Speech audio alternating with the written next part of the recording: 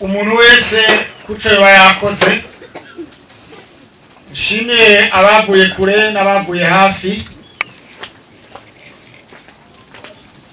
Nereje amaso nkaraba nkasubiza ubwenge ku gihe, namaze kubona ikimenyetso kinyereka ko ntabuze jenyine.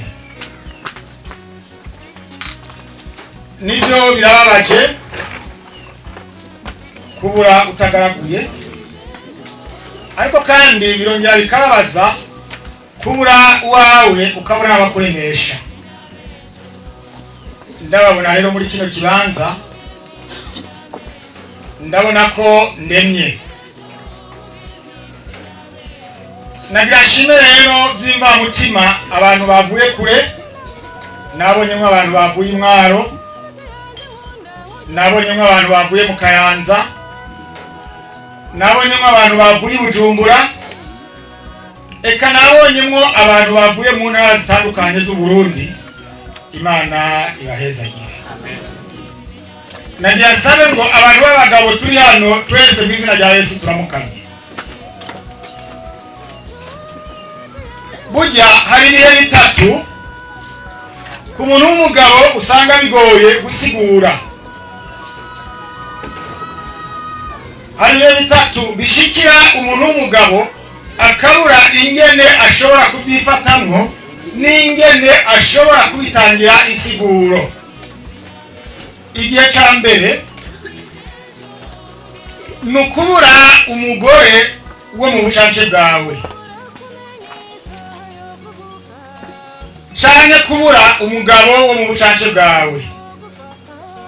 Ni ikintu wibaza n'ubwenge bugasigwa, kuko nawe uri umundi ntaza ari wa wundi. Igihe kigira kabiri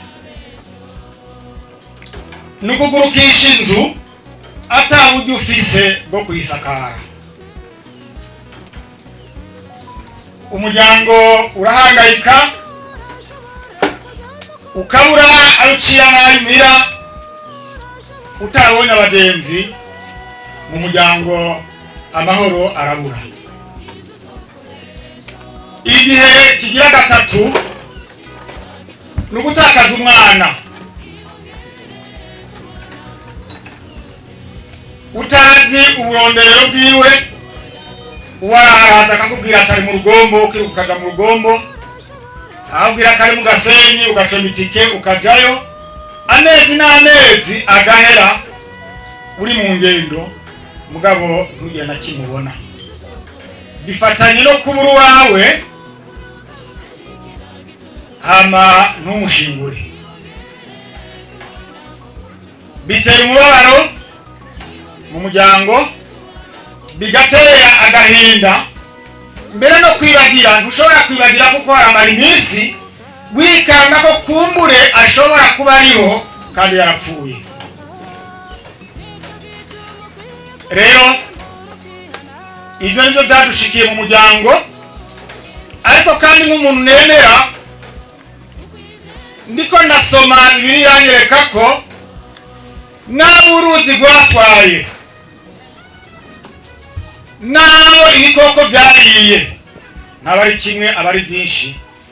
Igihe inzamba y'Imana izobivuze, bose bazogaruka basubire babonane nabo basize.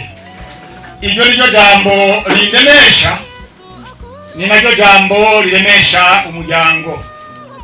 Ndabifurije namwe ko ariryo jambo ryobaremesha. Hama navuze ko umuntu uwo ari we wese yagize icyo akora, yobana n'ubuntu bw'Imana. N'ubu ndabisubiyemwo, nari maze iminsi indwi ndi hano muri kino kibanza. Guhera ku munsi wa gatanu wa Bibiliya, nta munsi n'umwe ntigeze ndonka abantu bangana n'abari hano. Baravomye inkwi, baranzaniye amazi. Mu bantu twari kumwe nta n'umwe yigeze asonza.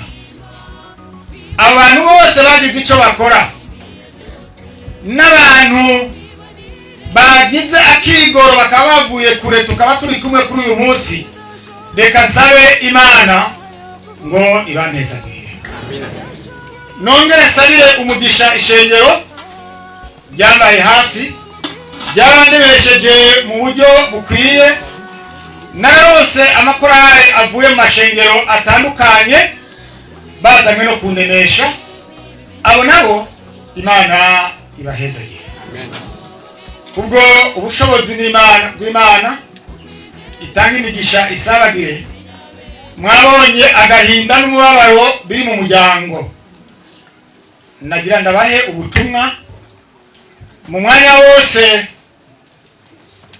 muza kugera mu ngi wanyu, haba mu masaha y'umuhingamo mutaramuye amasengesho musenga, muze gusengera umuryango kuko ivyiyumviro byabo biri kure. Reka nsabe Imana ngo umwanya muza kuva muri kino kibanza mujane n'ubuntu bw'Imana.